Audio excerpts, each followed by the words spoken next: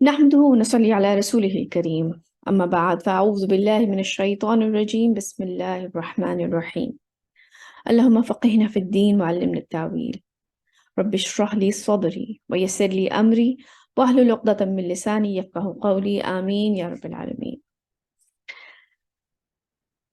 سب سے پہلے سورہ یونس ہماری چل رہی ہے، اس کے ہم جو ہماری پریویس کلاس کے لیسنز ہیں وہ دیکھ لیتے ہیں۔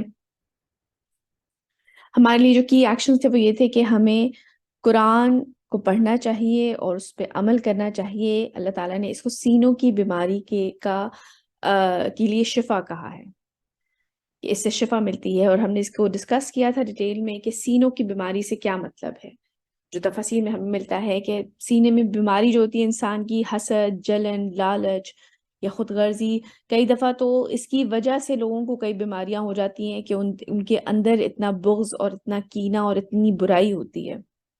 تو اگر انسان قرآن کی تلاوت کرے اور اس کے اوپر عمل بھی ساتھ ساتھ کرے، ایک تو قرآن ان اٹ سیلف، اس کی تلاوت ان اٹ سیلف، جیسے کہ ہم دم کرتے ہیں، جیسے کہ ہمیں بتایا گیا ہے سورہ فاتحہ کو رقیہ کہا گیا ہے کہ اگر آپ کو کہیں تکلیف ہے، کوئی مسئلہ ہے، تو آپ سورہ فاتحہ اس کے اوپر دم کریں اس جگہ کے اوپر، یا اس کے علاوہ جو ہمیں احادیث سے دعائیں ملتی ہیں، یا سورہ ناس، سورہ فلق کا جو جیسے جادو کا حل ہے، اسی طرح قرآن کی اور آیتوں سے آپ پڑھ کے، جیسے کہ میں نے ایک اسکالر کا سنا کہ جیسے نظر بد لگنے کا ہے تو اس کی وجہ سے جیسے انسان بیمار ہو جاتا ہے، کیونکہ نظر بد کے جو سائنز ہوتے ہیں وہ یہی ہوتے ہیں نا کہ آپ کی سر میں درد ہے، یا آپ کی کہیں پہ اس جگہ پہ کوئی آپ کی تعریف کر دے تو آپ بیمار پڑ گئے اور آپ کو کہیں تکلیف ہے، تو اس کے لیے سورہ فاتحہ اور اس کے ساتھ ساتھ آیت الکرسی اور سورہ بقرہ کی آخری دو آیتیں آمنو رسول، اور اس کے ساتھ ساتھ قل هو اللہ، سورہ ناس اور سورہ فلق، یہ ساری چیزیں پڑھ کے دم کیا جائے تو یہ نظر بد کا علاج ہے۔ تو یہ قرآن ان اٹ سیلف، اس کی تلاوت تو شفا ہے ہی، لیکن اس کے ساتھ ساتھ اس کے اوپر عمل بھی کیا جائے تو تاکہ جو سینے کی بیماریاں ہیں، یعنی کہ جو دلوں کے اندر جو حسد، لالچ، بغض، یہ ساری چیزیں ہیں، ان کی بھی شفا ہو سکے۔ اس کے ساتھ ساتھ ہم نے اس بارے میں پڑھا تھا، اللہ تعالیٰ نے فرمایا کہ یہ اللہ تعالیٰ کی طرف سے ایک رحمت ہے قرآن جو ہے، تو انسان لوگوں کو اس پہ خوشیاں منانی چاہیے۔ آپ کو یاد ہوگا اس کے اوپر ہم نے ڈیٹیل سے بات کی تھی کہ اگر جیسے کہ اگر یہ بالکل ایک اوپن بک ٹیسٹ ہے، اللہ سبحانہ وتعالیٰ نے ہمیں بتا دیا ہے اس کتاب کے اندر کہ تمہارا ٹیسٹ کس چیز کا لیا جا رہا ہے، اور جب چاہے جہاں چاہیں ہم اب قرآن کو پڑھ سکتے ہیں اور اس میں سے گائیڈنس لے سکتے ہیں کہ ہم اگر کسی ایک سچویشن میں پھنس گئے ہیں تو ہمیں اس میں سے کیسے نکلنا ہے۔ تو یہ بے شک کہ یہ خوشی منانے کی بات ہے۔ اس کے ساتھ ساتھ pray that اللہ سبحانہ تعالیٰ make us his friend۔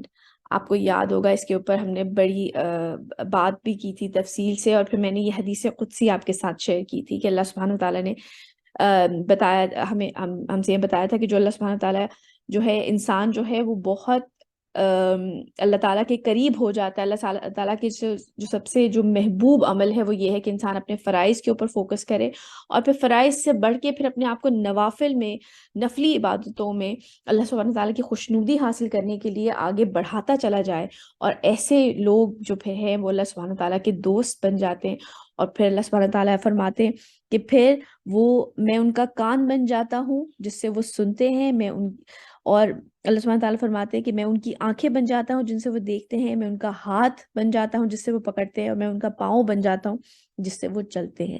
یعنی کہ اللہ سبحانہ تعالیٰ ان کو وہ فہم اور وہ بصیرت عطا کر دیتے ہیں کہ انسان کو بہت ساری چیزیں انفولڈ ہونی اس کے سامنے شروع ہو جاتی ہیں۔ پھر اس کے ساتھ ساتھ اللہ سبحانہ تعالیٰ نے ہم سے کہا ہے کہ ہمیں اللہ تعالیٰ کی جو نشانیاں ہیں، جو رات اور دن کا آنا جانا ہے، یہ اللہ سبحانہ تعالیٰ کی نشانیاں ہیں، تو ان کو اگنور نہیں کرنا چاہیے۔ اور انشاءاللہ آج بھی ہم اس چیز کو پڑھیں گے کہ دیکھیں ہم سراؤنڈڈ ہیں، ہم گھرے ہوئے ہیں اللہ سبحانہ تعالیٰ کی نشانیوں سے۔ کئی دفعہ اللہ سبحانہ تعالیٰ جو ہمارے ارد گرد سمندر، پہاڑ، درخت، رات، دن، چاند، ستارے، سورج، یہ ساری کئی دفعہ اللہ سبحانہ تعالیٰ ان کو اپنی نشانیاں کہتے ہیں، اور کئی دفعہ آج جیسے کہ ہم فرعون کا قصہ پڑھیں گے، حضرت موسیٰ کا قصہ پڑھیں گے، تو اس سے اللہ سبحانہ تعالیٰ ہمیں کہتے ہیں کہ یہ ہماری نشانیاں ہیں۔ کہ کس طرح ان قوموں کو تباہ کیا گیا. جیسے کہ آج بھی جو ہے کھنڈرات ملتے ہیں حضرت صالح کے جو ان کی قوم تھی ان کے. تو یہ چیزیں، اور اللہ سبحانہ تعالیٰ فرماتے ہیں قرآن میں کہ کیا تم چل پھر کے دیکھتے نہیں ہو دنیا میں. تو کبھی قوموں کے اوپر جو عذاب آیا ان کو اللہ تو سبحانہ تعالیٰ اپنی نشانیاں کہتے ہیں. کبھی جو ہمارے ارد گرد زمین ہے اس میں سے آپ پانی ڈالتے ہیں اور پھر وہ پودے نکلتے ہیں اور پھر انسان کے لیے ایک پورا لائف سائیکل سٹارٹ ہے. اور آپ یہ سوچیں کہ کس قدر بھرے ہوئے ہیں ہم ارد گرد اپنے، اگر دیکھیں ان نشانیوں سے، تو ان کو اگنور نہ کیا جائے. آج پہلے ہم حضرت نوح کا قصہ پڑھ کے آ چکے ہیں اسی سورہ کے اندر. آج ہم سٹارٹ کریں گے حضرت موسیٰ کا قصہ.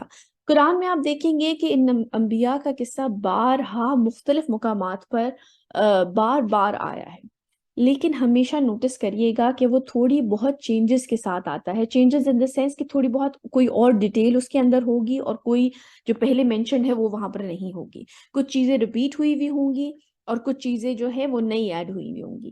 تو ان چیزوں کو ہمیشہ ذہن میں رکھیے گا کہ اللہ سبحانہ تعالیٰ کہاں پر ہمیں کوئی نئی چیز اس کے بارے میں بتانا چاہ رہے ہیں جو کہ ڈیفینیٹلی ہمارے لیے ریلیونٹ ہوتی ہے، اس وقت ضرورت ہوتی ہے ہمیں وہاں پہ وہ جو چیز مینشن ہوتی ہے اس کی وہاں پہ ضرورت ہوتی ہے. تو آپ یہ دیکھیے گا کہ بارہا جو مختلف انبیاء کے قصے قرآن میں آئے ہیں ان میں ہر جگہ کوئی نہ کوئی نئی چیز بھی ہمیں ساتھ ساتھ سمجھائی جا رہی ہوتی ہے.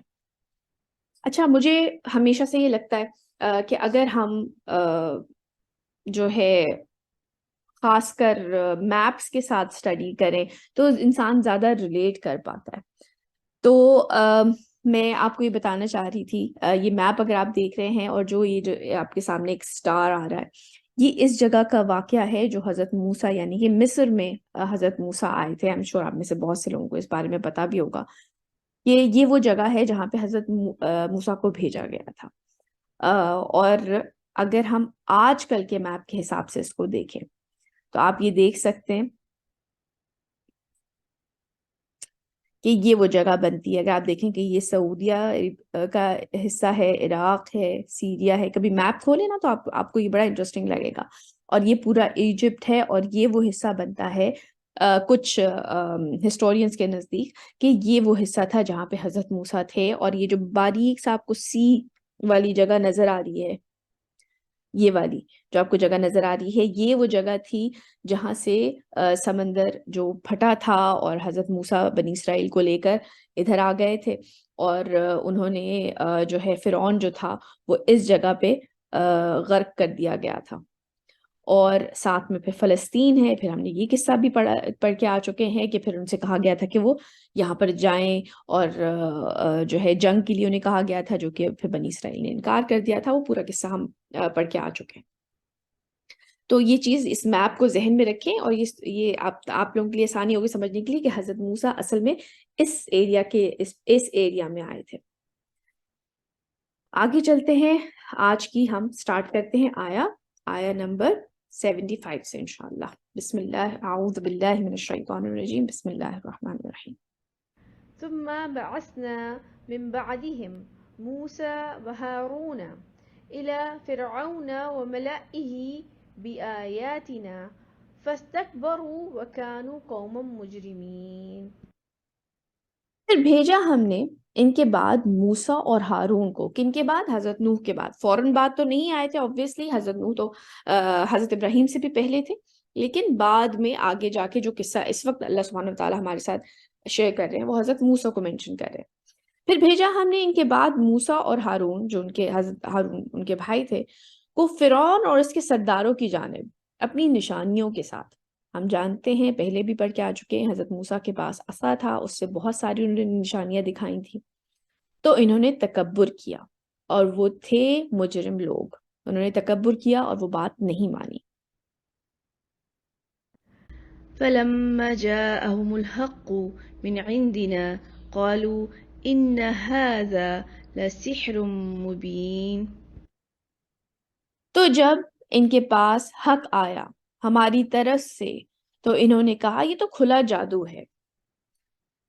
اچھا، میں آپ لوگوں سے یہاں پہ ایک سوال پوچھنا چاہوں گی. اللہ سبحانہ تعالیٰ کہہ رہے ہیں کہ تو جب ان کے پاس حق آیا ہمارے ہماری طرف سے، تو انہوں نے کہا یہ تو کھلا جادو ہے. یہ انہوں نے اس کو جادو کیوں کہا؟ کیا خیال ہے آپ کا؟ اللہ سبحانہ تعالیٰ کہہ رہے ہیں یہ حق ہے، ان کے سامنے کھلی نشانی آ گئی ہے، ان کے سامنے جب وہ عصا انہوں نے ڈالا اور وہ ایک سانپ بن گیا تو انہوں نے کہا یہ تو کھلا جادو ہے. کیوں؟ آپ کا کیا خیال ہے انہوں نے کیوں کہا کہ یہ جادو ہے؟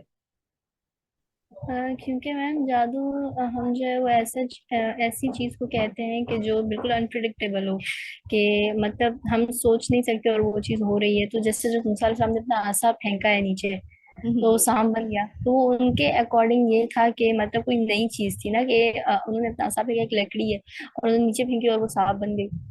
ہاں، تھینک یو سو مچ. پہلے تو شگفتہ بہت بہت شکریہ آنے کا، مجھے بڑے اچھا لگا. آئی تھنک آپ کافی یا تو شاید کسی اور نام سے آپ آ رہی تھی، مجھے پچھلے دنوں آپ کا نام نظر نہیں آیا تو. نو نو میم، ایکچولی میں نے لیو کر دیا تھا، کچھ ایشوز ہو گئے تھے تو اس کی وجہ سے. But I am so happy and so glad to see you back. مجھے بہت اچھا لگا. Thank you so much. بڑا اچھا آپ نے جواب دیا. بالکل ایسا ہی ہے. اصل میں بات ساری یہ ہے کہ انسان کے پاس اللہ تعالیٰ تو اس کو حق کہہ رہے ہیں نا. جب انسان کے کئی دفعہ یہ ہوتا ہے کہ لوگوں کے پاس کوئی لاجک نہیں ہوتی، انہیں سمجھ نہیں آتا، ایک دم سے وہ ششدر رہ جاتے ہیں، ایک دم سے پریشان رہ جاتے ہیں، انہیں سمجھ نہیں آتا کہ ایکچولی میں ہوا کیا ہے یہاں پر. تو وہ اس کو کہتے ہیں اچھا یہ تو جادو ہے، یہ تو بس کوئی ریئل چیز نہیں ہے، کوئی حق لے کے نہیں آئے، یہ تو جادو ہے. لوگ اس طرح کی باتیں اپنی طرف سے بنا دیتے ہیں. تو جیسے کہ آپ نے کہا کہ ان کے سامنے جب وہ اثر ڈالا گیا، حالانکہ اس کے بعد بھی جب اس نے، ابھی ہم آگے جا کے بھی پڑھیں گے، جب اور جادوگروں کو اکٹھا کیا اور انہوں نے وہ پھینکی، اپنی رسیاں پھینکی اور وہ سانپ کی طرح ہلنا شروع ہو گئیں. تو اور جب حضرت موسیٰ کے جو سنیک تھا اس نے ان کو کھا لیا، تب بھی وہ ایمان نہیں لائے، کیونکہ وہ بات ساری ہے، کیونکہ اللہ سبحانہ تعالیٰ فرمانے وہ تکبر کرنے والے لوگ تھے. تو انسان کے پاس جب کوئی کسی چیز کی لاجک اسے سمجھ نہیں آتی نا، تو وہ اس کو کہہ دیتا نہیں نہیں یہ تو جادو ہے، اور بس پھر یعنی کہ بات ختم ہو گئی. یعنی کہ وہ آگے سوچنا نہیں چاہتا، وہ اس چیز کو ایکسپٹ کرنا ہی نہیں چاہتا. آگے چلتے ہیں. قال موسى أتقولون للحق لما جاءكم السحر هذا ولا يفلح الساحرون. موسیٰ نے کہا کہ کیا تم لوگ حق کے بارے میں یہ کہہ رہے ہو جبکہ وہ تمہارے پاس آ پہنچا ہے؟ کیا یہ جادو ہے؟ اور جادوگر تو کبھی فلاح نہیں پائے کرتے. یعنی کہ وہ ان کو صاف ہی کہہ رہے ہیں کہ تمہیں یہ جادو لگ رہا ہے کہ یہ ایک میں نے ایسا ڈالا ہے اور یہ سانپ بن گیا ہے، یہ تم اس کو جادو کہہ رہے ہو، حالانکہ یہ حق ہے. آگے چلتے ہیں. قالوا أجئتنا لتلفتنا عما وجدنا عليه آباءنا وتكون لكما الكبرياء في الأرض وما نحن لكما بمؤمنين. انہوں نے کہا کہ کیا تم ہمارے پاس اس لیے آئے ہو کہ ہمیں پھیر دو ان طریقوں سے جن پر پایا ہم نے اپنے آباء و اجداد کو، اور تم دونوں کی بڑائی قائم ہو جائے زمین میں. کیونکہ جو کچھ وہ کر رہا تھا وہ پاور کے لیے کر رہا تھا، اس کو اتھارٹی ملی ہوئی تھی لوگوں کے اوپر، اور اسے لگ رہا تھا کہ اچھا یہ جو موسیٰ اور ہارون جو لے کر آئے ہیں پیغام، یہ اس لیے چاہتے ہیں کہ اچھا ہماری جگہ اب یہ پاور میں آ جائے. جو جس ذہنیت کا ہوتا ہے وہ ویسے ہی سوچتا ہے نا.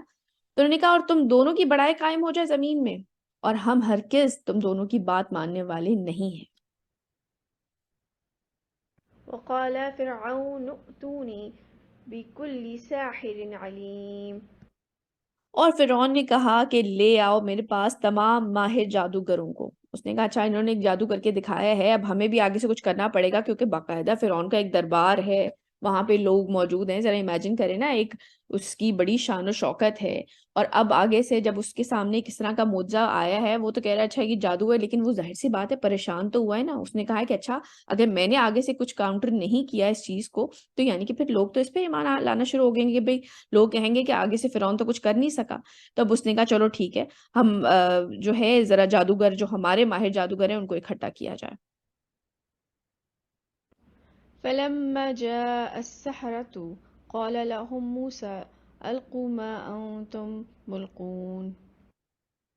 اور جب وہ جادوگر آ گئے تو موسیٰ نے ان سے فرمایا کہ ڈالو جو تم نے ڈالنے والے ہو. انہوں نے کہا ٹھیک ہے تم پہلے سٹارٹ کرو اگر تمہیں لگتا ہے کہ تم کچھ اس طرح کا لے کر آئے ہو. فلما ألقوا قال موسى ما جئتم به السحر إن الله سيبدله إن الله لا يصلح عمل المفسدين. اور جب انہوں نے ڈال دیا تو موسیٰ نے فرمایا کہ تم لوگ جو کچھ لائے ہو یہ جادو ہے، یقیناً اللہ اسے ابھی باطل کر دے گا.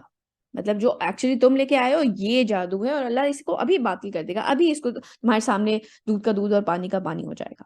بے شک اللہ مفسدوں کے عمل کو کامیاب نہیں کرتا.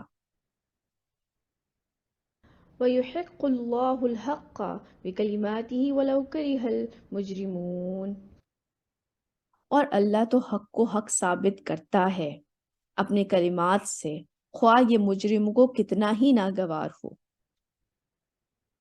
فما آمن لموسى إلا ذرية من قومه على خوف من فرعون وملئهم أن يفتنهم وإن فرعون لعال في الأرض وإنه لمن المسرفين. اب آپ یہ دیکھیں کیونکہ باقی کا قصہ ہم وہاں پہ پڑھ کے آ چکے ہیں، اب آپ سمجھ لیں یہ ایک طرح سے فاسٹ فارورڈ ہو گیا ہے، کیونکہ وہ سارا قصہ ہم نے پڑھ لیا ہے کہ حضرت موسیٰ نے پھر اپنا عصا ڈالا تھا اور انہوں نے جو وہ ایک اژدہا بن گیا تھا اور اس نے ان رسیوں کو نگل لیا تھا جو کہ ان جادوگروں نے ڈالی تھی، اور وہ جو جادوگر تھے وہ فوراً سجدے میں گر گئے تھے. اور پھر فرعون نے کہا تھا کہ تم آپس میں سب ملے ہوئے ہو اور جو یہ موسیٰ ہے یہ تمہارا بڑا لگتا ہے مجھے کہ اس نے تمہیں یہ ساری پٹی پڑھائی ہے اور تم میری اجازت کے بغیر کیسے سجدے میں گر گئے. تو اب یہ ساری ایپیسوڈ آپ سمجھ لیں کیونکہ ہم پہلے پڑھ کے آ چکے، تو یہ اب آپ سمجھ لیں کہ فاسٹ فارورڈ ہوا ہے. تو اللہ سبحانہ تعالیٰ کیا فرما رہے، تو کوئی ایمان نہیں لایا موسیٰ پر مگر چند نوجوان اس کی قوم سے، ڈرتے ہوئے فرعون اور اپنے سرداروں سے. اپنے سرداروں کا کیا مطلب ہے؟ کیونکہ ہر جگہ ہر قوم میں ایسے لوگ ہوتے ہیں جو کہ یہ کام کرتے ہیں کہ وہ چاہے اگر وہ غلام قوم ہے تو کچھ غدار ایسے ہوتے ہیں کہ وہ یہ کرتے ہیں کہ وہ اس وقت کی جو حکومت ہوتی ہے اس کے ساتھ مل جاتے ہیں. جیسے کہ جب انڈیا کے اندر برٹش دور بھی تھا تب وہ بھی اس طرح کے کچھ القاب لوگوں کے دے دیا کرتے تھے کہ جی یہ بڑے کوئی ڈگنیٹریز ہیں تمہاری قوم میں سے ہی ہم نے رکھے ہوئے ہیں، لیکن وہ بیسیکلی آپ سمجھ لیں ایک طرح کے مخبر ہوا کرتے تھے. اسی طرح فرعون کے جو سامری جادوگر تھا اس کے بارے میں بھی یہ ہے کہ اس نے بھی اپنی قوم کی مخبریاں کر کے یہ فرعون کو بتایا کرتا تھا، اور یہ اس نے اپنا ایک مقام اس طرح سے دربار میں بنا لیا تھا کہ اپنی قوم کے ساتھ غداری کر کے تو اپنی ایک پوزیشن بنا لی تھی. تو اس لیے وہ لکھا ہوا ہے کہ اپنے سرداروں سے ڈرتے ہوئے، تو ان کے اوپر ظاہر سی بات ہے تعینات کر دیا جاتا ہے. تو کوئی ایمان نہیں لایا موسیٰ پر. اچھا بیٹے اذان ہوئی ہے، ہم ایک بریک لیتے ہیں پھر سٹارٹ کرتے ہیں.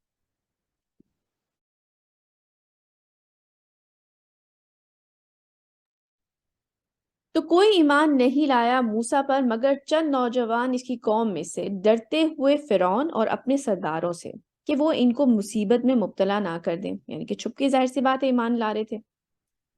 اور یقیناً فرعون زمین میں بہت سرکشی کر رہا تھا. یعنی کہ اللہ سبحانہ تعالیٰ نے، آپ یہ دیکھیں ان کی آزمائش ضرور ہو رہی تھی بنی اسرائیل کی، اس کو کس طریقے سے کہ اس کو پاور دے رکھی تھی اللہ سبحانہ تعالیٰ نے. ایسا نہیں تھا کہ اللہ سبحانہ تعالیٰ کی مرضی کے بغیر وہ ان کے بندوں کو کچھ کر سکتا. بیٹا ہم لوگ یہ چیز پڑھ رہے ہیں، اس چیز کو اپنے ذہن میں رکھیے گا کہ آج کل جو کرنٹ سچویشن مسلمانوں کے اوپر ہوئی ہے اس کو بھی اپنے ذہن میں رکھیں، اور خاص کر اپنے ارد گرد جو کہ آج کل اوورال آپ دیکھیں پاکستان کے اندر بھی بہت برے حالات ہیں، اوورال مسلمانوں کے بھی بہت برے حالات ہیں، ان کے اوپر مظالم ڈھائے جا رہے ہیں، ان کے اوپر ان کے ساتھ زیادتیاں ہو رہی ہیں، بہت برے رویے ہیں جو کچھ بھی اس وقت ہو رہا ہے. تو اس چیز کو اب ہم یہ چیز پڑھ رہے ہیں تو اس سچویشن کو کمپیئر کریے گا جو کہ آج کل واقعی ہی میں ارد گرد ہمارے ہو رہا ہے. اس کو ضرور اپنے ذہن میں رکھیں اور اب اس قصے کو جو ہے نا کمپیئر کریں اس کے ساتھ. اور یقیناً فرعون زمین میں بہت سرکشی کر رہا تھا اور وہ یقیناً حد سے بڑھ جانے والوں میں سے تھا. آگے چلتے ہیں. وقال موسى يا قوم إن كنتم آمنتم بالله فعليه توكلوا إن كنتم مسلمين. اور موسیٰ نے کہا کہ اے میری قوم کے لوگوں، اگر تم اللہ پر ایمان لے آئے ہو تو اب اسی پر توکل بھی کرو اگر تم واقعتاً فرما بردار بن گئے ہو. اچھا، یہ بڑی جب میں پڑھ رہی تھی تو مجھے ایک یعنی کہ بڑی سٹرینج سی بات لگی کہ انہوں نے فرمایا کہ اگر تم اللہ پہ ایمان لے آئے ہو تو اب اسی پر توکل بھی کرو اگر تم واقعتاً فرما بردار ہو. تو کیا ایمان اور توکل دو الگ الگ چیزیں؟ کیا خیال ہے آپ لوگوں کا؟ میرے خیال سے دونوں سیم ہے، کیونکہ اگر ہم جتنا ہمارا ایمان اسٹرانگ ہوگا تو ہمیں یہ پتا ہوگا کہ اللہ پاک کون ہے. پہلی بات تو یہ کہ ایمان اسٹرانگ ہوتا ہے اس طرح سے کہ آپ کو نو ہاؤ ہو کہ آپ کس کی بات کر رہے ہیں. جب آپ اللہ پاک کی بات کر رہے ہیں اور جب تک آپ کو اللہ پاک کی وہ چیز جو ہے جیسے ان کا جو انٹروڈکشن ہے وہ آپ کو کمپلیٹلی پتہ نہیں ہوگا تو ایک تو ایمان کمزور ہوگا، اور اس کے بعد ہم یہی کہیں گے کہ پتہ نہیں اللہ پاک ہی کریں گے، پتہ نہیں کریں گے، پتہ نہیں ہوگا نہیں ہوگا. لیکن آپ یہ دیکھیں کہ حضرت موسیٰ تو دونوں چیزوں کو علیحدہ علیحدہ مینشن کر رہے ہیں کہ اگر تم ایمان لے آئے ہو تو توکل بھی اسی پہ کرو. یعنی کہ کبھی کبھار بیٹے ایسا بھی ہوتا ہے کہ جب انہوں نے کہا کہ اس لیے جب بھی ہم لوگوں کے لیے میسج کیا نکلتا ہے کہ اس لیے جب بھی برا وقت آئے تو اللہ سبحانہ تعالیٰ پر ایک تو یقین ہوتا ہے نا کہ ہاں کوئی اللہ ہے، ایک خدا ہے جس کی ہم عبادت کرتے ہیں، نماز پڑھتے ہیں، یہ سب کچھ کرتے ہیں. لیکن جب مشکل وقت آتا ہے نا تو انسان فوراً ہی اسباب کو ڈھونڈنے لگ جاتا ہے کہ اچھا اب مجھے کرنا کیا چاہیے، یہ او ہو اب تو میرے اوپر پریشانی آ گئی ہے، اب میں کیا کر سکتا ہوں. یا سم ٹائمز یہ ہوتا ہے کہ بلیم کرنا شروع کر دیتے ہیں کہ ہمیں سچویشن میں اللہ نے ڈال دیا ہے اور ہم نے کیا تھا اور ہماری کیا خطا تھی اور یہ وہ اس طرح کی باتیں کرنے لگ جاتے ہیں. حالانکہ جب برا وقت آتا ہے تو ایک تو یقین یہ ہو کہ ہاں ایک اللہ ہے جس کی ہم عبادت کرتے ہیں اور ہم اس کو اپنا خدا مانتے ہیں، لیکن پھر اس کے ساتھ ساتھ ان پر بھروسہ بھی رکھیں کہ جب جو کچھ بھی ہو رہا ہے اللہ سبحانہ تعالیٰ کی مرضی سے ہو رہا ہے. یہ دو علیحدہ چیزیں ہیں اور ہمارے لیے بہتری کریں گے انشاءاللہ. وہ اس بات کا ہمیں یقین ہونا چاہیے. سمجھ آئی یہ بات؟ کیا خیال ہے آپ لوگوں کا؟ یقین اور بھروسہ دو علیحدہ چیزیں ہیں. جی جی بتائیے.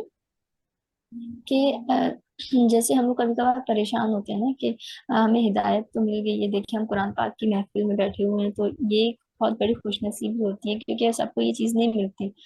تو پھر ایک ڈر سا اندر رہتا ہے کہ یہ چیز کہیں چھن نہ جائے مجھ سے، یہ چیز کہیں دور نہ ہو جائے مجھ سے. تو اس وجہ سے وہ جو ایک ٹراما آ رہا ہوتا ہے نا اس پر یہ ہوتا ہے کہ کیونکہ میرے ساتھ یہ مسئلے ہو رہے ہیں ابھی کہ میں کبھی کبھار ڈپریس ہو جاتی ہوں کہ پتہ نہیں یہ چیز اللہ تعالیٰ مجھ سے چھین نہ لے، پتہ نہیں میری نماز قضا نہ ہونا شروع ہو جائے، پتہ نہیں میں قرآن کی محفلوں کو اٹینڈ کر پاؤں گی آگے نہیں کر پاؤں گی، پتہ نہیں آگے کیا ہوگا. تو یہ چیز اتنا ڈپریس کر دیتی ہے کہ پھر اللہ رحم کریں کہ توکل کی بہت کمی محسوس ہوتی ہے پھر. یعنی کہ بیٹا اس کا مطلب یہ ہے کہ یہ دو پھر علیحدہ چیزیں ہیں اور ہمیں ڈیلیبریٹ، ہمیں سوچی سمجھی ایک ایفرٹ کرنی چاہیے اس چیز کو اچیو کرنے کے لیے. ایک سوچی سمجھی ایک اپنے اندر وہ قوت پیدا کرنی چاہیے کہ ہمیں پتہ ہے، یقین ہے کہ ایک اللہ ہے، ہم پہ ایمان رکھتے ہیں، وہ ہمارا مالک ہے، خالق ہے، پالنے والا ہے. لیکن پھر اس پہ بھروسہ بھی ہو، توکل بھی ہو کہ انشاءاللہ وہ ہمیں سچویشن سے، جو بھی سچویشن ہمارے اندر اس وقت چل رہی ہے، ہمارے اندر چل رہی ہے، ہمارے ارد گرد چل رہی ہے، اس چیز پہ بھروسہ، اللہ سبحانہ وتعالیٰ پہ توکل بھی ہو کہ وہ ہمیں اس میں سے نکالیں گے. اگر آپ بنی اسرائیل پہ دیکھیں تو وہ غلام بنے ہوئے تھے اور وہ مستقل یہ کہتے تھے کہ بنی اسرائیل کا خدا، بنی اسرائیل کا رب، وہ ایک خدا کو ماننے والے تھے. لیکن انہوں نے، حضرت موسیٰ نے انہیں خاص کر یہ کہا کہ ایمان لے آئے ہو تو پھر توکل بھی کرو، بھروسہ بھی رکھو کہ نکلو گی سچویشن سے. یعنی کہ بیسیکلی ایک کنیکشن بلڈ کرنے والی بات ہے یہ کہ ہمارا ایک، ہم جانتے ہیں کہ ایک اللہ ہے جس کے سامنے ہم سجدہ کرتے ہیں، جس کے لیے ہم روزے رکھتے ہیں، نمازیں پڑھتے ہیں، دعا کرتے ہیں.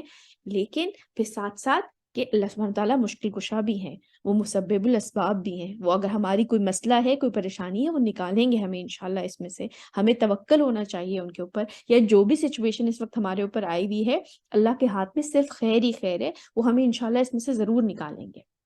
ٹھیک ہے؟ تو یہ دونوں چیزیں بیک وقت اپنے اندر ڈیولپ کرنے والی بات ہے، کیونکہ حضرت موسیٰ ان کو دو علیحدہ طریقے سے آپ دیکھیں لے کے چل رہے ہیں. یقین ہے تو بھروسہ بھی کرو، ایمان ہے تو توکل بھی کرو. ٹھیک ہے؟ یہ بات سمجھ آ گئی یہاں تک؟ یس میم. چلیے شکریہ بہت بہت. آگے چلتے ہیں. فقالوا على الله توكلنا ربنا لا تجعلنا فتنة للقوم الظالمين. تو انہوں نے کہا کہ ہم نے اللہ پہ توکل کیا، اے ہمارے رب تو ہمیں ان ظالموں کے لیے تختہ مشق نہ بنا دے. تختہ مشق کا کیا مطلب ہے؟ آپ دیکھیں کہ ایک ظالم ہوتا ہے جو کہ ظلم کر رہا ہوتا ہے، لیکن ایک وہ مظلوم بھی تو ہوتا ہے نا جس کے اوپر ظلم کیا جا رہا ہوتا ہے. جب کفار مکہ نے حضرت سمیہ کو شہید کیا تھا تو ان کے اوپر مظالم بھی تو ڈھائے تھے نا. یعنی کہ جو ظلم کر رہا ہے وہ تو چلو اس کا بعد میں حساب ہوگا، لیکن کوئی ہے جس کے اوپر وہ ظلم ہو رہا ہے اور وہ سہ رہا ہے اور اس تکلیف میں ہے، تکلیف سے گزر رہا ہے. تو تختہ مشق کا مطلب ہے کہ یہ ہمارے اوپر جو یہ مظالم ڈھائے جا رہے ہیں یہ ہم ان کے وکٹم نہ بن جائیں.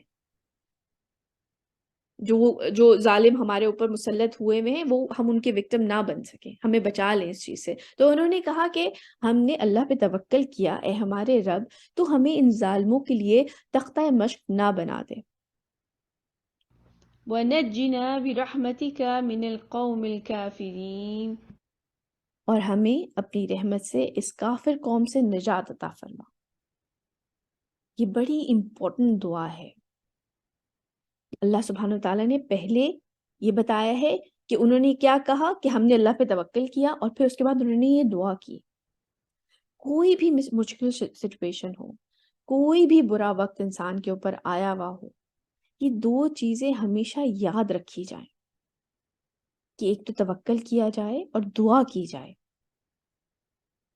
یہ بات بہت ضروری ہے. ہم کئی دفعہ یہ ہوتا ہے کسی انسان کے پیچھے لگ جاتے ہیں، کسی شخص کے پیچھے لگ جاتے ہیں. شگفتہ آپ کچھ کہنا چاہتے ہیں؟ اوکے.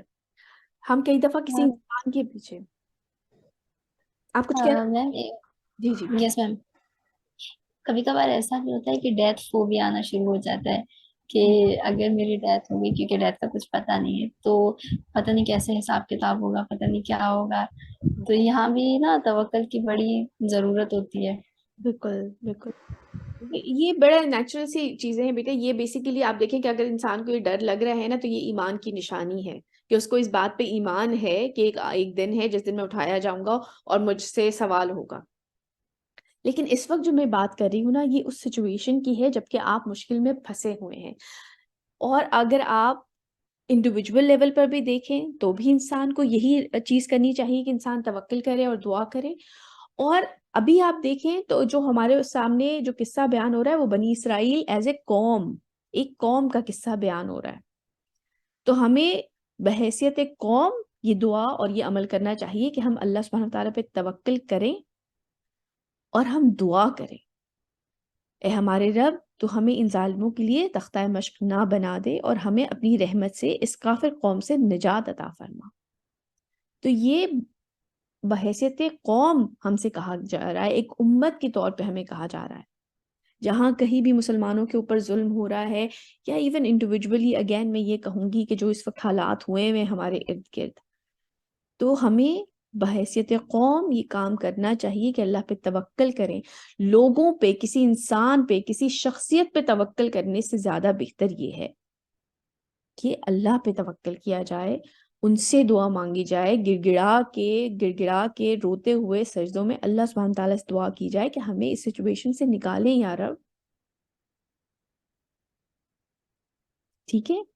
تو بجائے اس کے کہ چاہے وہ کوئی بھی شخصیت ہو، ایک شخصیت سے باہر نکل کے اللہ کے ساتھ کنیکٹ کیا جائے، اللہ تعالیٰ سے مدد مانگی جائے. آگے چلتے ہیں. وأوحينا إلى موسى وأخيه أن تبوأ لقومكما بمصر بيوتا واجعلوا بيوتكم قبلة وأقيموا الصلاة وبشر المؤمنين.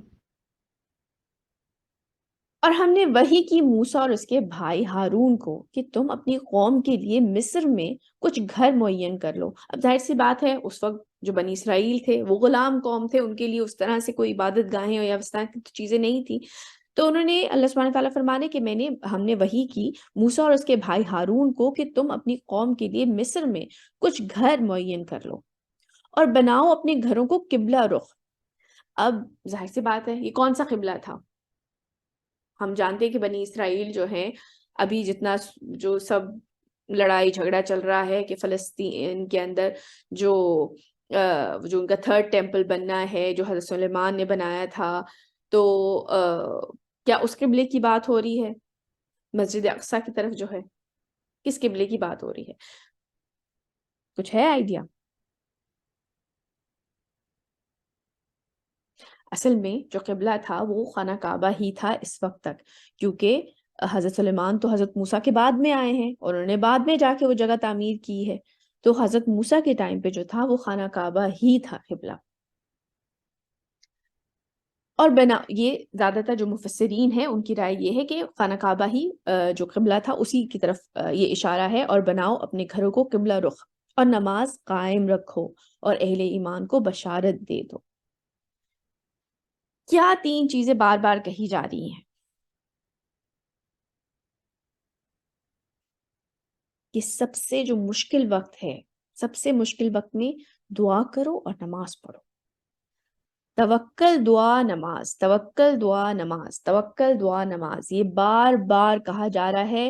اور میں بار بار یہ بات کہوں گی، چاہے یہ ایک انڈیویجول، ایک انفرادی مسئلہ ہو انسان کا یا ایک قوم کا مسئلہ ہو، ہمیں مل کر یہ کام کرنا ہے کہ اللہ پہ توکل کرنا ہے، دعا کرنی ہے اور نماز قائم کرنی ہے. حدیث میں ہم یہ چیزیں پڑھ چکے ہیں کہ ایمان اور کفر میں جو فرق ہے وہ نماز ہے. ایک مسلم اور نان مسلم کا ڈفرنس جو ہے وہ نماز سے آتا ہے. پتہ ہی تب چلتا ہے کہ کوئی انسان مسلمان ہے جب وہ نماز کی پابندی کرتا ہے. تو جب بھی مشکل وقت ہو، کتنا بھی ڈارک ٹائمز ہو، انسان اللہ پہ توکل کرے، دعا کرے اور نماز پڑھے. جتنا ظالم فرعون تھا اس سے ظالم کوئی اور نہیں ہو سکتا. آپ یہ خود سوچیں کہ کتنا سخت دل چاہیے کہ جب اس وقت کے فرعون یہ حکم دے دیا کرتے تھے جو قرآن میں بھی آیا ہے کہ ان کے جو بھی لڑکا پیدا ہو اسے مار دو. ایک چھوٹے سے نیو بورن بچے کو مارنے کے لیے یہ حکم دینا، اس کے لیے کتنا سخت دل چاہیے، کتنا کالا دل چاہیے. یہ کتنا بڑا ظلم ہے، بہت بڑی آزمائش تھی. ایون دو میم فرعون نے تو اپنی بیوی تک کو نہیں چھوڑا تھا. بالکل. جب حضرت آسیہ نے اسلام قبول کیا تھا تو ان کے اوپر بھی بہت سارے ظلم ڈھائے تھے انہوں نے. ان کے اوپر بھی ظلم ڈھائے تھے. آپ یہ دیکھیں نا کہ ایک نیو بورن کو قتل کرنے کا حکم، تو مطلب اس کے لیے آپ کو کتنا سخت دل چاہیے. تو اس سے زیادہ سخت وقت نہیں تھا، ابھی بھی نہیں ہے. مسلمانوں کے اوپر ہو رہے ہیں مظالم، سب کچھ ہو رہے ہیں، بہت برا ہو رہا ہے. اس میں آپ کچھ کہنا چاہ رہی ہیں؟ جی میم، مجھے آپ سے یہ پوچھنا ہے، جیسے ابھی آپ نے 3 ٹرمز یوز کری ہیں، یقین، توکل اور ایمان، ان میں ڈفرینس آپ پھر سے بتا دیں. دیکھیے بیٹا، ایک تو انسان کا ایمان ہوتا ہے کہ بھئی جیسے کہ ہمیں ہمارے جو 5 چیزیں ہیں نا، توحید، نماز، روزہ، حج، زکوٰۃ، اسی طرح یہ ہمارے 5 پلرز ہیں. اسی طرح ایمان کے 6 پلرز ہیں کہ اللہ سبحانہ تعالیٰ پہ ایمان ہو، فرشتوں پہ ایمان ہو، روز آخرت پہ ایمان ہو، رسولوں پہ ایمان ہو، کتابوں پہ ایمان ہو، تقدیر پہ ایمان ہو. تو ایک تو ہوتا ہے ایمان کہ اچھا ہاں ہے، ٹھیک ہے، کوئی ذات ہے، یہ سارے فرشتے ہیں، جنت ہے، دوزخ ہے، یہ سارا ایک ایمان کی چیز ہے. تو یہ تو ہم مانتے کہ ہے. لیکن پھر ایک ہوتا ہے توکل کہ ان کی اس ذات کے اوپر ٹرسٹ کیا جائے کہ اگر میرے اوپر کوئی مشکل سچویشن آ گئی ہے تو مجھے اس میں سے کون نکالے گا. ایک تو ہوتا ہے نا کہ اچھا یہ چیز لیٹس سپوز کہ آپ کے سامنے ایک موبائل پڑا ہوا ہے اور آپ کہتے ہیں اچھا چلو موبائل ہے، بس ٹھیک ہے، ٹھیک ہے، یہ تو ہو گیا ایمان کہ چلو ٹھیک ہے وہ چیز وہاں پر رکھی ہوئی. ایک ہوتا ہے کہ اچھا میں اس سے بہت سارے اس کے استعمال ہیں، میں اس کو استعمال بھی کر سکتا ہوں، یہ میرے اس کے تھرو یہ مجھے مطلب کال کروا سکتا ہے، کسی اور سے بات کروا سکتا ہے. ٹھیک ہے، تو ایک یہ یقین، ایک یہ بھروسہ، توکل ہونا کہ اچھا یہ چیز میں جو ہے میرے لیے استعمال کی بھی چیز ہے. صحیح جی، تھینک یو. You welcome.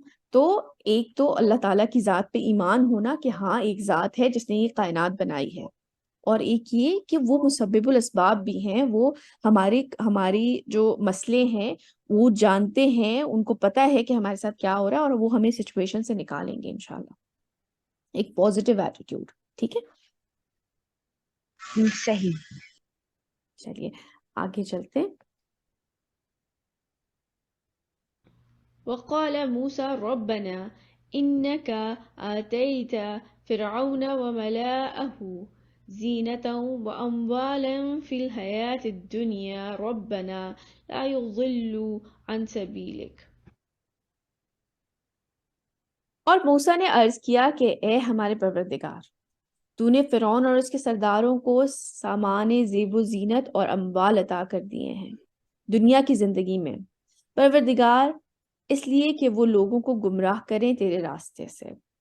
ظاہر سی بات ہے، ایک اٹریکشن ہوتی ہے جب کسی کے پاس مال و دولت ہوتا ہے، یہ ساری چیزیں ہوتی ہیں تو لوگ ان کی طرف منہ کر کے کھڑے ہوتے ہیں، ان کی بات سنتے ہیں. یہ چیز اس وقت کفار مکہ جبکہ نبی کریم صلی اللہ علیہ وسلم کے اوپر یہ آیتیں اتاری جا رہی تھی، اس وقت بھی ایسے لوگ وہاں پہ موجود تھے، ایسے رسوخ والے تھے، بات چیت میں کوئی بہت ہی کچھ لوگ امپریسو تھے. تو اس طرح کی جو تھی امارت تھی، یہ ساری چیزیں ان کے پاس بھی تھی. تو حضرت موسیٰ نے بھی اللہ سبحانہ تعالیٰ سے عرض کیا کہ اے ہمارے پروردگار، تو نے فرعون اور اس کے سرداروں کو سامان زیب و زینت اور اموال عطا کر دیے ہیں دنیا کی زندگی میں، پروردگار اس لیے کہ وہ لوگوں کو گمراہ کریں تیرے راستے سے. ربنا اطمس على أموالهم واشدد على قلوبهم فلا يؤمنوا حتى يروا العذاب الأليم. اے ہمارے رب، اب ان کے اموال کو برباد کر دے اور ان کے دلوں میں سختی پیدا کر دے کہ یہ ایمان نہ لائیں جب تک کہ یہ کھلم کھلا دیکھ نہ لیں عذاب علیم کو. کہ یہ اتنے سخت دل ہو چکے ہیں، اتنا کچھ یہ گزر چکا ہے، تو اب حضرت موسیٰ ان کے لیے ان کے حق میں بد دعا کر رہے ہیں. قال قد أجيبت دعوتكما فاستقيما ولا تتبعاني سبيل الذين لا يعلمون.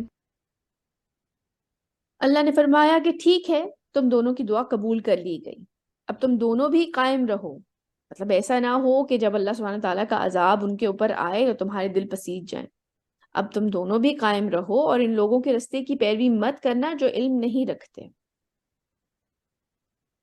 وجاوزنا ببني إسرائيل البحر فأتبعهم فرعون وجنوده بغيا وعدوا.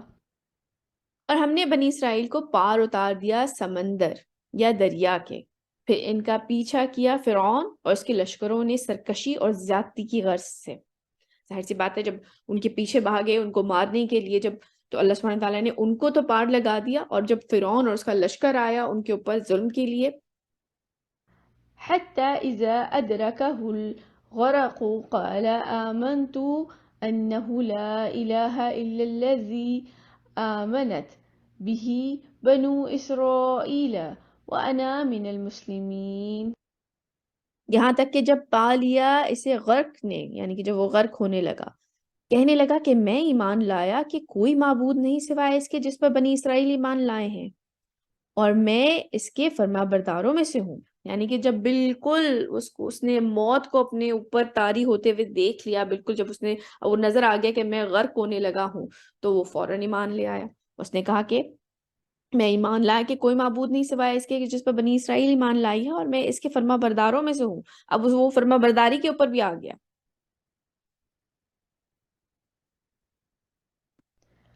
الآن وقد عصيت قبل وكنت من المفسدين.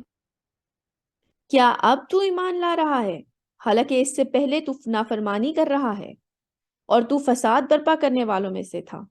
یعنی کہ جب وہ اس وقت بالکل جب اس کی حالت تک اس کی موت پہنچ گئی اور اس کو نظر آ گیا کہ اب تو میں نہیں بچتا، تو وہ ایمان لا رہا ہے، تو اس کو کہا جا رہا ہے کہ کیا اب ایمان لا رہا ہے جب انسان عذاب کے جو اللہ سبحانہ تعالیٰ کی سنت رہی ہے کہ جب عذاب بالکل آپ دیکھ لیں آنکھوں سے، یا بالکل آپ کے جو ڈیتھ کا ٹائم آ جائے، اس وقت پھر توبہ کے دروازے بند ہو جاتے ہیں.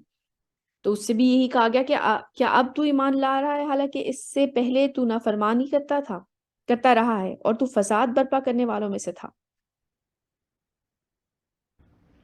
فَالْيَوْمَ نُنَجِّيكَ بِبَدَنِكَ لِتَكُونَ لِمَنْ خَلْفَكَ آيَةً فَإِنَّ كَثِيرًا مِنَ النَّاسِ عَنْ آيَاتِنَا لَغَافِلُونَ. تو آج ہم تمہارے بدن کو بچائیں گے، یعنی کہ اس کو نجات نہیں دی جائے گی، صرف اس کی جو باڈی ہے اس کو اللہ سبحانہ تعالیٰ نے کہا تھا آج ہم تیرے بدن کو بچائیں گے تاکہ تو اپنے بعد والوں کے لیے ایک نشانی بنا رہے. اور یقیناً بہت سے لوگ ہماری آیات یعنی کہ جو نشانیاں ہیں آیات سے غفلت ہی برتتے رہتے ہیں. اللہ سبحانہ تعالیٰ نے نشانیوں کو ہمیں ان کی نشانیوں کو نظر انداز نہیں کرنا چاہیے. آج جیسے کہ ہم نے کلاس کے سٹارٹ میں بھی یہی بات کی، اور اب بھی اللہ سبحانہ تعالیٰ فرعون کی لاش کو نشانی کہہ رہے ہیں. اللہ سبحانہ تعالیٰ دن اور رات کو بھی ان کی نشانی کہتے ہیں. تو ہمیں ان چیزوں کو ہمیں بار بار کہا جا رہا ہے کہ یعنی کہ ہم آبزرو کریں جو ہمارے ارد گرد ہو رہا ہے، کہ یہ اللہ تعالیٰ کی نشانیاں ہیں. ان نشانیوں سے اللہ تعالیٰ کو پہچانا جائے اور ان کی اطاعت کی جائے. اللہ سبحانہ وتعالیٰ نے فرعون کے جسم کو محفوظ رکھا تاکہ وہ ہمارے لیے سبق ہے کہ ظالم اور متکبر یعنی کہ تکبر یعنی کہ غرور کرنے والے کے ساتھ ایسا ہوتا ہے.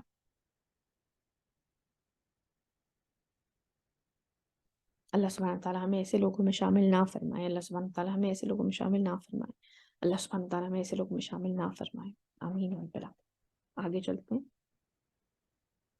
وَلَقَدْ بَوَّأْنَا بَنِي إِسْرَائِيلَ مُبَوَّأَ صِدْقٍ وَرَزَقْنَاهُمْ مِنَ الطَّيِّبَاتِ فَمَا اخْتَلَفُوا حَتَّى جَاءَهُمُ الْعِلْمُ إِنَّ رَبَّكَ يَقْضِي بَيْنَهُمْ يَوْمَ الْقِيَامَةِ فِيمَا كَانُوا فِيهِ يَخْتَلِفُونَ.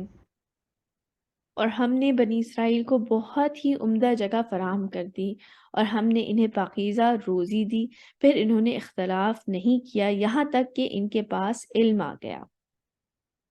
یقیناً آپ کا رب فیصلہ کرے گا ان کے مابین قیامت کے دن جن چیزوں میں وہ اختلاف کرتے رہے تھے. فَإِن كُنتَ فِي شَقٍّ مِّمَّا أَنزَلْنَا إِلَيْكَ فَاسْأَلِ الَّذِينَ يَفْتَرُونَ الْكِتَابَ مِن قَبْلِكَ لَقَدْ جَاءَكَ الْحَقُّ مِن رَّبِّكَ فَلَا تَكُونَنَّ مِنَ الْمُمْتَرِينَ. پھر اگر آپ صلی اللہ علیہ وسلم کو کوئی شک ہے اس چیز کے بارے میں جو ہم نے آپ پر نازل کی ہے، اس سے متعلق جب میں تفسیر سن رہی تھی تو انہوں نے بھی کہا کہ کئی دفعہ یہ ہوتا ہے، حالانکہ نبی کریم صلی اللہ علیہ وسلم کی ذات تو ایسی نہیں تھی، ان کو تو اتنے مشاہدات کروائے جا چکے تھے کہ وہ شک میں پڑے، ایسی ان کو ڈائریکٹ نہیں کہا جا رہا. کئی دفعہ ایسا ہوتا ہے کہ جن سے بات جیسے جن کفار مکہ سے بات کی جا رہی تھی، آپ کو کبھی ایسا ہوتا ہے کہ کبھی آپ کو کسی شخص کے اوپر اتنا شدید غصہ ہوتا ہے کہ آپ ان سے ڈائریکٹ بات نہیں کرتے، آپ ان سے انڈائریکٹلی بات کرتے ہیں، کسی اور سے بات کرتے ہوئے ان کو سنا رہے ہوتے ہیں.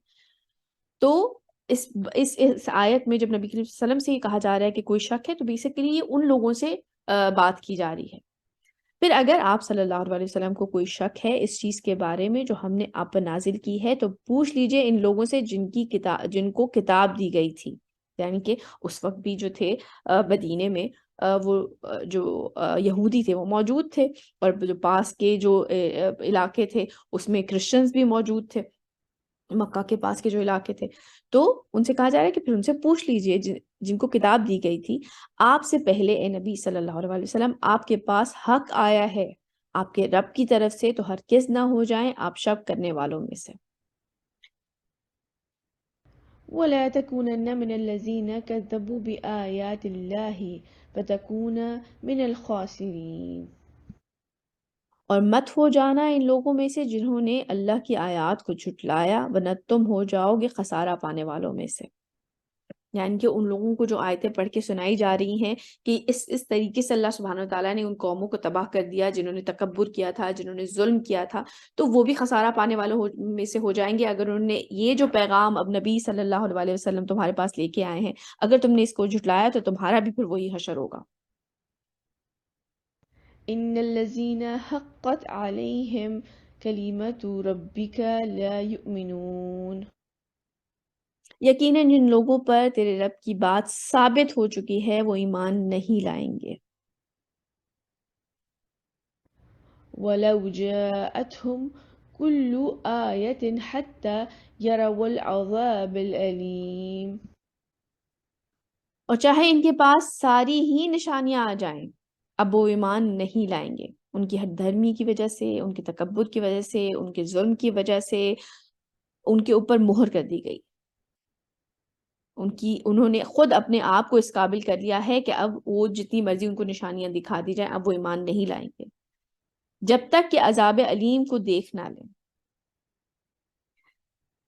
ابھی ہم نے پورا حضرت موسیٰ کا قصہ پڑھا ہے،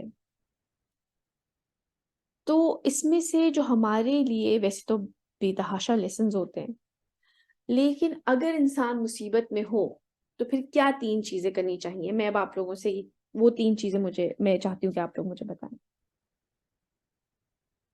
جو ہم نے ابھی ڈسکس کی۔ جب بھی انسان آئیے جی اللہ پہ توکل ہونا چاہیے کہ انہوں نے جو بھی کچھ کیا ہے اگر اچھا کیا ہے یا برا کیا ہے ہماری بہتری کے لیے ہی کچھ کیا ہے، ہم نے نماز پڑھنی چاہیے اور دعا مانگنی چاہیے۔ تھینک یو سو مچ، جزاک اللہ خیر، بسمہ بہت بہت بہت شکریہ۔ بالکل یہ ہمارے لیے کی لیسن ہے، بنی اسرائیل کو اس سے نجات ملی تھی، ان کو اس چیز کا حکم دیا گیا تھا اور انہوں نے پھر یہ دعا کی تھی کہ یا اللہ ہم نے آپ پہ توکل کیا ہے، اب آپ ہمیں ان لوگوں کی جو ہے نا ان ظالموں کے ہاتھوں سے ہمیں نجات دے دیں۔ تھینک یو سو مچ۔ تو یہ کی لیسنز آپ نے یاد رکھنے ہیں، انڈیویجولی انفرادی طور پر بھی اور ایک قوم کی حیثیت سے بھی۔ اب جن کے نام کے اوپر یہ سورہ ہے حضرت یونس کا قصہ، although اس کے بارے میں صرف ابھی ایک ہی آیت ہے، آگے جا کے ہم سورہ صافت میں اور سورہ انبیاء میں بھی ان کا قصہ آئے گا، اور 2 سورہ میں بھی مختصر آئے گا، تو اس کے اندر زیادہ ڈیٹیل اس کے بارے میں آئے گی۔ لیکن اگین مجھے جیسے پہلے بھی میں نے مینشن کیا کہ مجھے لگتا ہے کہ اگر آپ میپ کے ساتھ دیکھیں تو آپ کو زیادہ آسانی سے چیز سمجھ آتی ہے۔ تو بیسیکلی جو عراق کی جگہ ہے نا، یہاں پر ان کو بھیجا گیا تھا حضرت یونس کو۔ اگر آج کل کے میپ کے اوپر ہم دیکھیں نا تو یہ جو ہائی لائٹڈ ایریا ہے سیریا کے پاس، یہاں پر ان کو بھیجا گیا تھا حضرت یونس کو، ان کی قوم یہاں پر آباد تھی۔ اب اگین یہ پاکستان ہے، اس کے ساتھ انڈیا، افغانستان، اگر میپ اوور آل آپ دیکھیں سعودیہ کے اوپر عراق اور سیریا، اور اس کے بیچ میں یہ جو اسپیسیفک جگہ ہے یہاں پر حضرت یونس کو بھیجا گیا تھا۔ چلیے سٹارٹ کرتے ہیں۔ فلولا كانت قرية آمنت فنفعها إيمانها إلا قوم يونس لما آمنوا كشفنا عنهم عذاب الخزي في الحياة الدنيا ومتعناهم إلى حين۔ پہلے میں ایک مختصر سا حضرت یونس کا جو قصہ ہے وہ میں بتا دیتی ہوں۔ جو تفاسیر میں پڑھ رہی تھی ان کے مطابق حضرت یونس جو تھے، جب وہ اپنی قوم کو تبلیغ کرتے رہے اور انہیں انکار وہ کرتے رہے، تو حضرت یونس نے ان سے کہا کہ تمہارے اوپر 3 دن کے اندر عذاب آ جائے گا، اور بغیر اللہ سبحانہ تعالیٰ، اس سے پہلے کہ اللہ سبحانہ تعالیٰ ان سے کہتے کہ اب آپ یہاں سے نکل جائیں، جیسے کہ باقی جب عذاب کا وقت آتا ہے، جیسے حضرت لوط سے کہہ دیا گیا تھا کہ تم لوگ یہاں سے نکل جاؤ، تو بغیر اس اجازت لیے، اب بغیر اس وحی آنے کے کہ تم یہاں سے جا سکتے ہو، وہ اس سے پہلے ہی وہاں سے چلے گئے۔ تو پھر آگے جا کے جب ہم انشاءاللہ تفصیل سے پڑھیں گے کہ وہ مچھلی کے نکلنے کا واقعہ اور یہ سب کچھ وہ آگے جا کے آئے گا، یہاں پہ اس طرح سے مینشن نہیں ہے، تو وہ وہاں پہ واقعہ آیا تھا۔ تو واحد یہ ایک قوم تھی واحد یہ ایک قوم تھی جس نے عذاب کی علامتیں اپنے اوپر دیکھ لی تھی اور اس کے بعد انہوں نے توبہ کی. انہوں نے جب دیکھا کہ اب عذاب آنے لگا ہے، اور یہی باتیں سارے جو تھے حضرت یونس ان سے کہہ کے گئے تھے کہ تم پہ عذاب آ جائے گا اور اگر تم ایمان نہیں لائے، تو انہوں نے سب وہ باہر نکلے اور ان سب نے مل کے اجتماعی توبہ کی اللہ سبحانہ تعالیٰ سے، اور ان کے اوپر عذاب ٹل گیا. ورنہ جب عذاب آ جائے، جب عذاب کا فیصلہ ہو جائے، تو اس وقت توبہ قبول نہیں ہوتی. لیکن خاص یہ ایک قوم ایسی تھی جس کے بارے میں جو مفسرین ہیں ان کی مختلف رائے ہے. وہ ان کی رائے یہ بھی ہے کہ کیونکہ حضرت یونس جو تھے وہ بغیر اللہ سبحانہ تعالیٰ کی اجازت کے وہاں سے چلے گئے تھے، تو اس وجہ سے ان کی جو قوم تھی ان کو ایک اس چیز کا بینیفٹ دے دیا گیا کہ کیونکہ نبی ان کے درمیان سے چلے گئے ہیں، تو جب انہوں نے نشانی دیکھی، اس عذاب کی نشانیاں دیکھی، اس کے بعد توبہ کرنے کے ان کی توبہ قبول کر لی گئی اور ان کو وقت دے دیا گیا. تو اس کے بارے میں جو مفسرین ہے اس کی یہ رائے ہے. تو سٹارٹ کرتے ہیں. تو کیوں نہ ہوئی کوئی بستی ایسی جو ایمان لاتی اور اسے اس کا ایمان نفع پہنچاتا سوائے قوم یونس کے. تو یہ جو بات کی جا رہی ہے، جو تفسیر میں آتا ہے وہ یہ ہے کہ اس وجہ سے بات اس طرح سے کی جا رہی ہے کہ ان کا ایمان اس وقت انہیں فائدہ پہنچا گیا جبکہ وہ عذاب کی نشانیاں دیکھ چکے تھے. یوزلی اس کے بعد تو عذاب آ کے رہتا ہے، چاہے جیسے فرعون کا قصہ ہم پڑھ کے آ چکے ہیں کہ وہ بالکل اس نے اپنی موت دیکھ لی، اس کے بعد اس نے جب کہا کہ میں ایمان لاتا ہوں تو اس کو کہا گیا کہ نہیں، اب صرف تمہارا بدن ہی بچے گا، تمہاری جسم کو ہی ہم بچائیں گے، تم نہیں بچو گے. لیکن اس قوم کے ساتھ یہ ایکسیپشن تھی. تو کیوں نہ ہوئی کوئی بستی ایسی جو ایمان لاتی اور اسے اس کا ایمان لانا نفع پہنچاتا سوائے قوم یونس کے، جو وہ ایمان لے آئے تو ہم نے ہٹا دیا ان سے دنیا کی زندگی میں وہ رسوا کن عذاب، اور ایک وقت معین کے لیے ہم نے انہیں فائدہ دنیا سے بہرہ مند ہونے کا موقع دے دیا. یعنی کہ کچھ عرصے کے لیے وہ عذاب جو تھا وہ ان کے اوپر ٹل گیا، ان کو اس وقت عذاب نہیں دیا گیا اور ان کی مہلت بڑھا دی گئی. ولو شاء ربك لآمن من في الأرض كلهم جميعا أفأنت تكره الناس حتى يكونوا مؤمنين. اور اے نبی صلی اللہ علیہ وسلم، اگر آپ کا رب چاہتا تو زمین میں جتنے لوگ بھی ہیں سب کے سب ایمان لے آتے. اللہ تعالیٰ کے لیے تو کچھ مشکل نہیں ہے. ایک حدیث میں بھی آتا ہے کہ تمام دنیا کے دل جو ہیں وہ اللہ سبحانہ تعالیٰ کی 2 انگلیوں کے درمیان ہے، وہ جس طرف چاہیں انہیں پلٹ دیں. تو اللہ تعالیٰ کے لیے کوئی مشکل نہیں ہے کہ وہ سب لوگ ایمان لے آئیں. لیکن اگر اللہ سبحانہ تعالیٰ نے ایسے ہی ایمان لانا ہوتا تو پھر آزمائش کس بات کی تھی، پھر کریٹ ہی کیوں کیے گئے؟ کیونکہ اگر فرما برداری بنانا تھا تو فرشتے تو بے تحاشا ہے. کوئی اس کے بارے میں آتا ہے کہ کوئی 4 انگلیوں کا ڈفرنس کی جگہ نہیں ہے جہاں پہ کوئی فرشتہ کھڑا ہوا اللہ سبحانہ تعالیٰ کو سجدہ یا رکوع یا ان کے قیام میں نہ کھڑا ہوا ہو اور اللہ تعالیٰ کی تسبیح بیان نہ کر رہا ہو. جیسے کہ ایک حدیث میں آتا ہے، ہم نے ایک دفعہ پہلے بھی یہ چیز پڑھی تھی کہ جو عرش، وہ جو کائنات ہے، جب آپ وہاں پہ معراج پہ گئے تھے آپ نے فرمایا کہ وہ لرز رہی ہے کیونکہ کوئی ایسی جگہ نہیں ہے جہاں پہ کھڑا ہوا کوئی فرشتہ اللہ تعالیٰ کی عبادت نہ کر رہا ہو، ان کا ذکر نہ کر رہا ہو.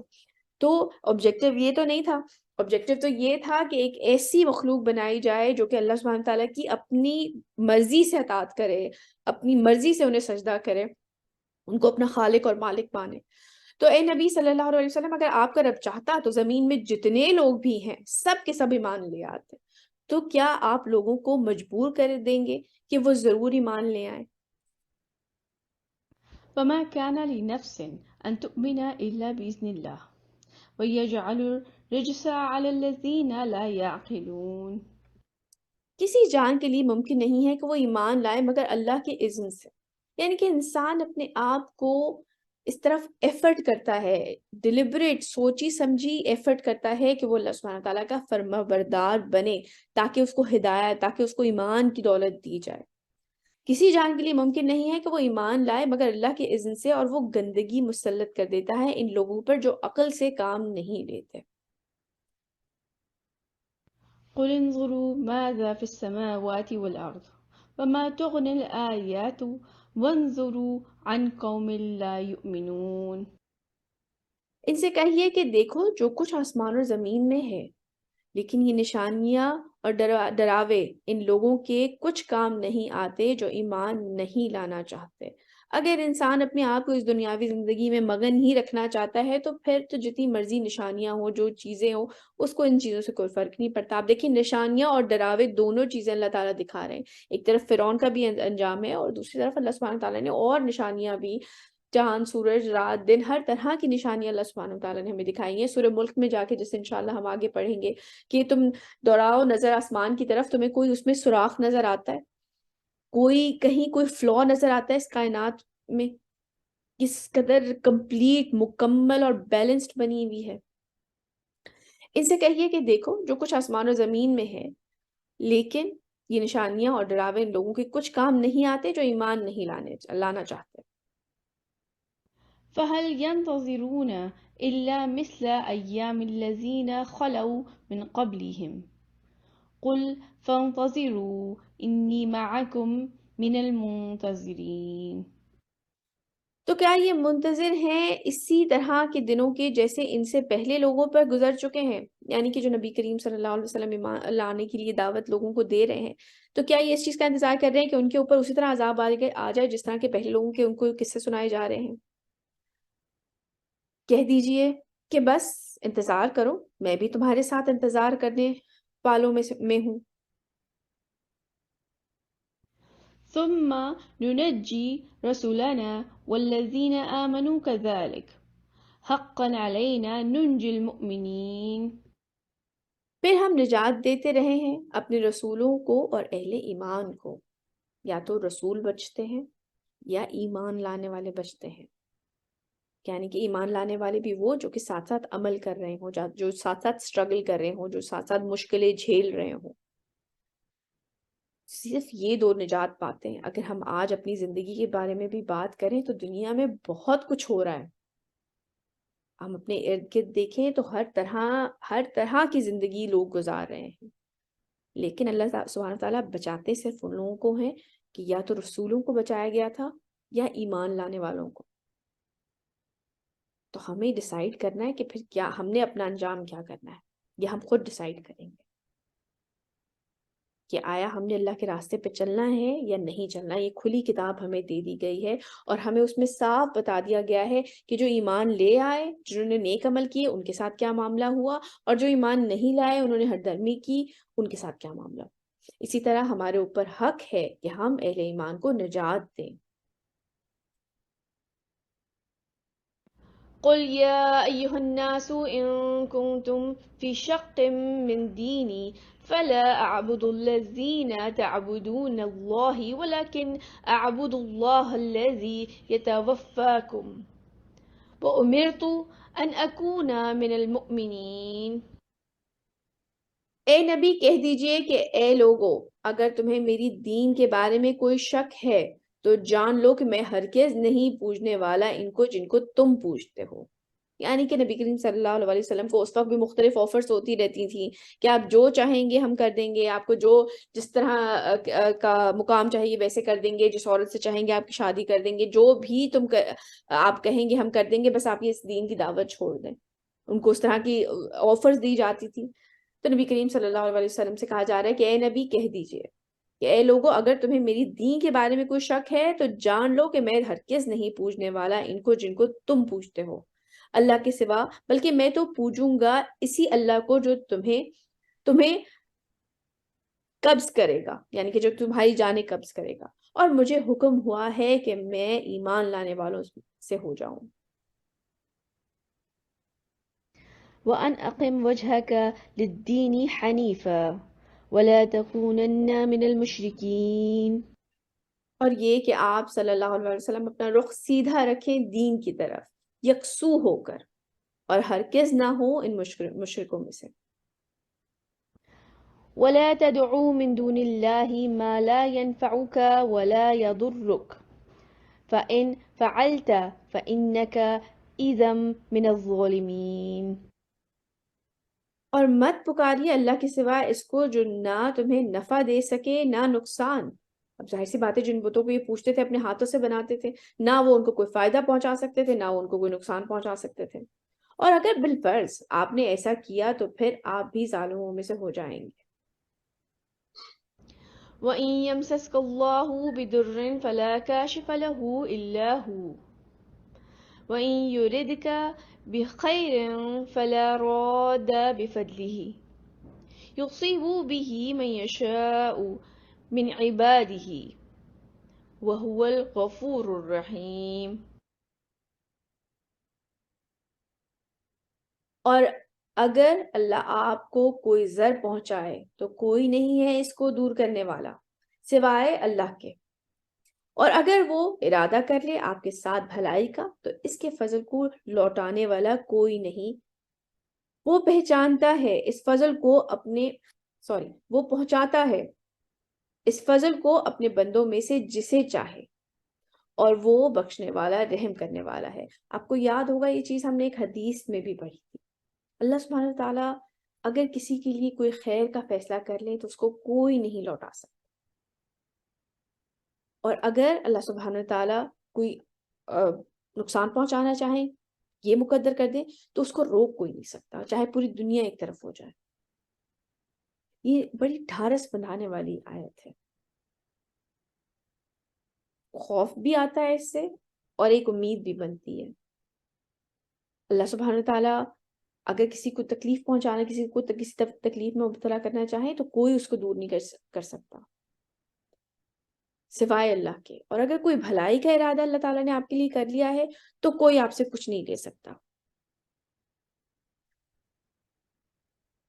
قُلْ يَا أَيُّهَا النَّاسُ قَدْ جَاءَكُمُ الْحَقُّ مِنْ رَبِّكُمْ فَمَنِ اهْتَدَى فَإِنَّمَا يَهْتَدِي لِنَفْسِهِ وَمَنْ ضَلَّ فَإِنَّمَا يَضِلُّ عَلَيْهَا وَمَا أَنَا عَلَيْكُمْ بِوَكِيلٍ۔ یہ اگلی دو آیتیں بہت امپورٹنٹ، ان کو غور سے سنیے گا، کیونکہ یہ والا مسئلہ ہم لوگوں کو بہت درپیش آتا ہے کہ ہم کہہ رہے ہیں، اپنے فرینڈز میں کہہ رہے ہیں، فیملیز میں کہہ رہے ہیں، اپنے اسپاؤس سے کہہ رہے ہیں، لیکن وہ ہماری بات نہیں سنتے۔ تو یہ بڑی امپورٹنٹ آیتیں ہیں اس لحاظ سے۔ کہہ دیجئے کہ اے لوگو، تمہارے پاس حق آ چکا ہے تمہارے رب کی طرف سے، تو اب جو کوئی بھی ہدایت پائے گا وہ اپنے بھلے کو ہی ہدایت پائے گا، اور جو کوئی بھٹک جائے گا تو وہ بھی اپنی جان پر ہی وبال لے گا۔ یعنی کہ جو اگر کوئی مان لائے گا اس کو ہی فائدہ ہوگا، نبی کریم صلی اللہ علیہ وسلم کی ذات کو کوئی فائدہ نہیں ہو رہا۔ اسی طرح اگر آپ کسی کو خیر کی بات کہہ رہے ہیں اور وہ اگر مان جاتا ہے وہ اپنا ہی بھلا کر رہا ہے، اور جو کوئی بھٹک جائے گا تو وہ بھی اپنی جان پر ہی وبال لے گا۔ اگر نبی کریم صلی اللہ علیہ وسلم ان کو خیر کی بات پہنچا رہے ہیں لیکن وہ نہیں مان رہے اور وہ بھٹک رہے ہیں تو اس کا وبال انہی کے اوپر ہے۔ اسی طرح اگر ہم کسی کو کوئی خیر کی بات آگے پہنچاتے ہیں اور وہ اس کو نہیں مانتا ہے تو اس کا وبال اسی کے اوپر ہے، ہماری ذمہ داری صرف پہنچا دینا ہے۔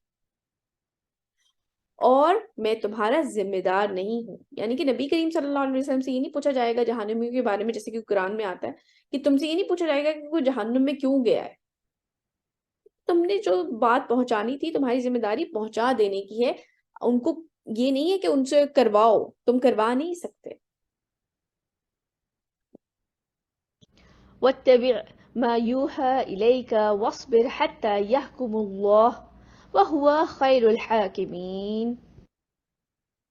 اور اے نبی صلی اللہ علیہ وسلم، آپ پیروی کرتے جائیں اس کی جو آپ کی طرف وحی کیا جا رہا ہے، اور صبر کیجیے یہاں تک کہ اللہ فیصلہ کر دے، اور یقیناً وہ بہترین فیصلہ کرنے والا ہے۔